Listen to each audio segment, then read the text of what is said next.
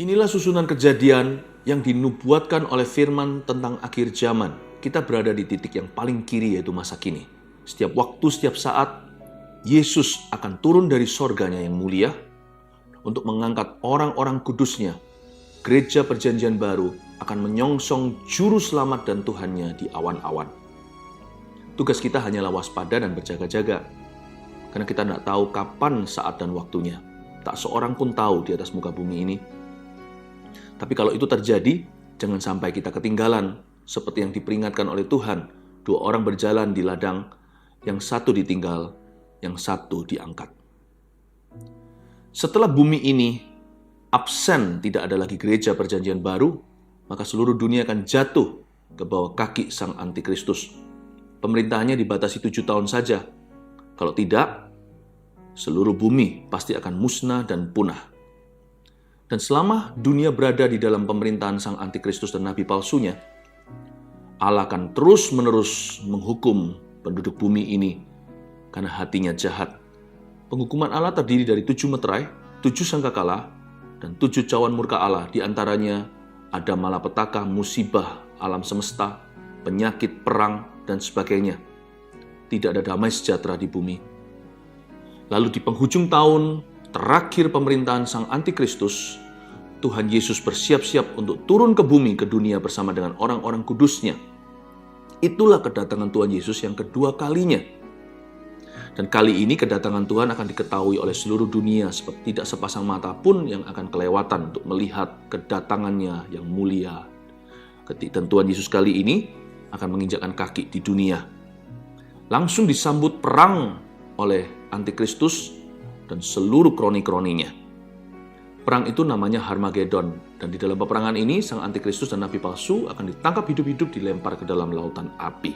Lalu bumi akan masuk ke dalam masa damai karena antikristus dan kerajaannya sudah diruntuhkan oleh Yesus. Tuhan Yesus beserta dengan orang-orang kudusnya akan mendirikan kerajaan 1000 tahun, milenium damai sejahtera, dan saat itu iblis ditangkap, dirantai, dan dicampakkan ke dalam jurang maut selama 1000 tahun lamanya, dan malaikat akan memegang anak kunci ke sana, sehingga pintu itu tidak bisa dibuka selama masa yang ditentukan. Karena absennya iblis, setan, dan roh-roh jahat, terjadi pemulihan alam semesta. Manusia yang lahir saat-saat itu, hidupnya akan lama sekali, hingga ratusan tahun, bahkan yang mati 100 tahun akan dianggap kena kutuk. Bahkan anak kecil akan bermain dengan ular tedung dan singa. Akan terjadi dunia seperti zaman sebelum Adam dan Hawa jatuh ke dalam dosa. Di akhir pemerintahan 1000 tahun damai sejahtera, iblis akan sekali lagi dilepaskan atas seluruh dunia. Khususnya untuk populasi baru, mereka yang lahir di masa-masa 1000 tahun itu. Mereka yang belum teruji hatinya karena diselamatkan itu tidak bisa ikut-ikutan. Maka setan dilepaskan untuk sekali lagi memastikan bahwa orang membuat pilihan sengaja untuk mengikut Kristus. Dan barang siapa mengikut Tuhan, seperti kita hari ini diberi kuasa untuk menentang godaan. Tapi banyak manusia yang jatuh. Ketika iblis dilepaskan, dia mengerahkan begitu banyak populasi bumi. Terjadi perang yang terakhir. Inilah the final war, perang Gog dan Magog. Dan Tuhan sekali lagi membinasakan, menghancurkan semua orang-orang berdosa yang menentang firman-Nya. Lalu setelah itu, seluruh dunia akan ada skenario baru. Penghakiman terakhir, didirikan pengadilan tahta putih di depan setiap orang yang mati maupun yang hidup. Semua akan dibangkitkan. Dan pada saat itu akan ada perbedaan dan pemisahan antara kambing dan domba. Satu sisi Tuhan akan berkata, "Enyah, kamu pembuat kejahatan."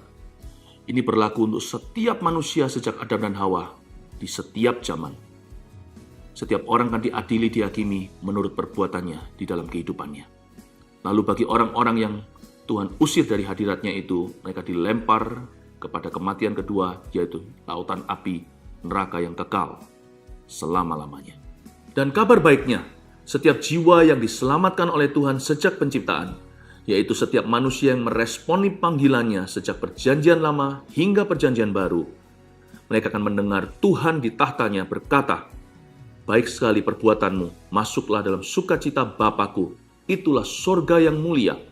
Sorga di kitab Wahyu definisinya begini, yakni langit dan bumi yang baru, sebuah tempat yang nyata, bahkan disebut sebagai Yerusalem baru pula. Itulah destiny atau tujuan akhir dari setiap orang percaya. Panggilan sorgawi menanti kita semua. Mari kita semuanya tetap setia kepada Yesus sampai pada akhirnya.